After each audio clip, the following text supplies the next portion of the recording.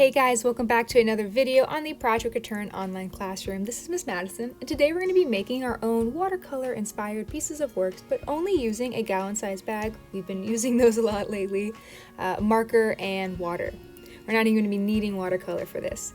Now for this I am going to be using just a simple quote, but you can also use any sort of drawing that you want. I recommend Sharpie because it is permanent and it'll make it a lot easier and it'll show up a lot better once you put your marker over top of it. Now once I have it all drawn out, I'm putting the bag on top just so I can see where the color is going to lay out, but it doesn't have to be exact. It's all going to run together anyways. And because it is going to run together, I am trying to keep the colors at least somewhat close to each other, so when we spray it with some water with our spray bottle, it all runs together a lot easier and there aren't any quite as separated spots.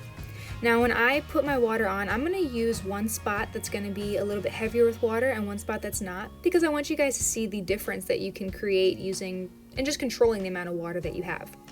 So I pulled back my spray bottle a little bit and I'm really mainly spraying that right portion and the middle portion with water so you can see the difference.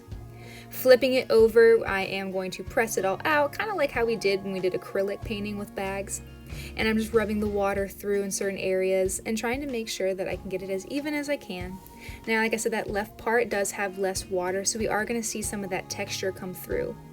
I did spray some of my bag just to add a little bit more water to get it working a little bit better, but it is still going to have more of that dry textured effect. And then using a paper towel or a washcloth, I am going to blot some of the edges. Now you really don't have to do this if you didn't use a lot of water because you want that textured look. But if you used more water and you want it to look more watercolory, I would blot the edges down because it'll give you that textured, uneven look that watercolor usually does. And this is now the final result, all finished, all put together. You can see how you can start to play with how much water you use and for the kind of effect that you want. Less water, you're going to get more of the texture. More water, it's going to run together a little bit more and give you more of that watercolor effect. You could use this technique, like I said, in any way that works well for you, whether it's on top of a quote or as part of a bigger piece of work that you want to work on. I hope this is fun and it gives you guys something to do with some household items. I miss you guys a lot and I'll see you soon.